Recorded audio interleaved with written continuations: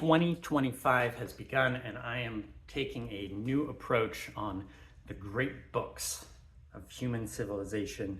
And I am committing this year to make this part of my 2025 goals, New Year's resolutions. It's not even a resolution, just something I'm actually going to do because that word doesn't mean anything anymore. Great books. How do you approach them? How do you get into it? This is what I'm planning. My daughter is doing a homeschool program called Classical Conversations that has a 3-year cycle. And so it splits it up by different ages, the ancient, the medieval, and the modern, kind of more or less. We'll just go with that.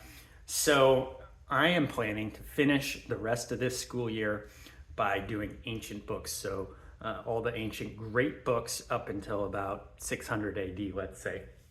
I've already kind of gone through a bunch of these, like Homer. I love Homer, Iliad and Odyssey, and some Aristotle, but never been systematic about it before. And so the plan is to be systematic, to take a systematic approach and to go chronologically. So I just recently listened to audiobook called The Well-Educated Mind by Susan Wise Bauer, who's also like a homeschool person. And so that's where I get a lot of these ideas, is from homeschooling ideas. And I do want to know the stuff that I would like my kids to also know. That's a good idea, right?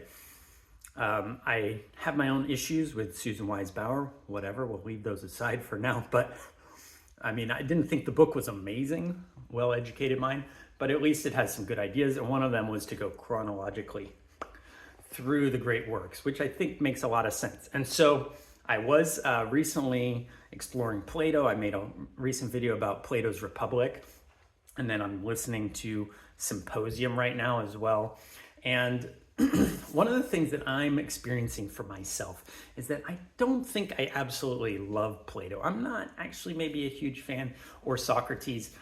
Sometimes I find Socrates kind of annoying, and I think these little dialogues are kind of like it's kind of just silly to me. But what I'm really appreciating, who knows, maybe I'll change my mind because I'm still just kind of like getting introduced to Plato in a like direct way. I mean, I know about Plato for a long time, and I knew about the analogy of the cave and the fire, which is a cool analogy. But one of the things that I'm appreciating is it's great to actually read something like that directly, like, oh, this is how it was actually written, this cave analogy, instead of hearing about it in this lecture, that lecture, this thing, this reference. Because I mean, it's referenced so much, or a lot of these things are. I'm assuming you've probably heard of it, whoever you are watching this video. So I really appreciate coming directly in contact. And also in the Symposium, I'm finding a lot of stuff there too about love. It's like, oh, okay, this is kind of this is kind of stuff that I can see has had such a huge influence over the last thousands of years. And so I like kind of feeling that richness and depth, even if it's not something that I necessarily would have appreciated if it was just written by some nobody. I'd be like, nah, I don't know if this is really like high art, great work, like the great philosophy of ages. How did it end up that way? Well, it did. It did.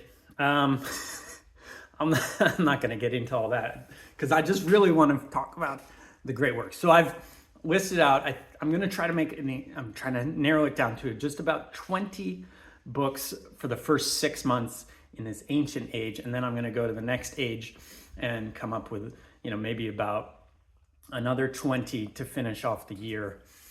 In that, in the sort of medieval period, got to do Don Quixote because that's like kind of everyone kind of says that's like the start of, great literature in that age. And you just got to, so that'll be on the list. And I'm going to, again, go chronologically, which is going to be really fun to kind of see things built, especially because I'm finding that I really appreciate that. I appreciate seeing how the old works really influence new stuff. And I like the old stuff more because it just feels like more time tested and integrated into culture and things like that.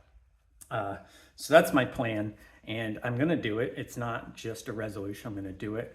Maybe I'll make this list, it'll become more obvious. I'll make another video, things like that. Gonna go through it, but not necessarily just Western canon, although that is, of course, I am a Westerner and I love Westernness. But but Mahabharata, I think actually I loved the Bhagavad Gita, and I actually have kind of started dabbling into the Mahabharata. I don't think I'm obviously not going to read all of it, or even like the longer, who knows how much. But I'm actually kind of enjoying it too. I think it's kind of cool. I actually like a lot of the like dharma and like doing your duty kind of philosophy of Hinduism. I think it's cool. So that maybe some Chinese, Japanese. We'll see what happens. You know, we'll throw in a little of this, a little of that, and we'll see what happens.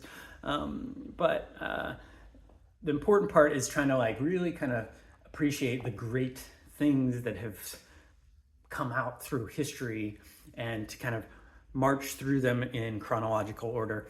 I mean, what is it? Mortimer Alder, Mortimer, somebody talked about the Great Conversation, right? And I think that was him.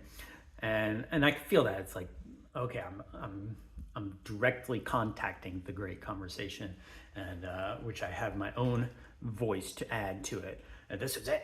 So, all right, feeling a little silly this morning, I guess.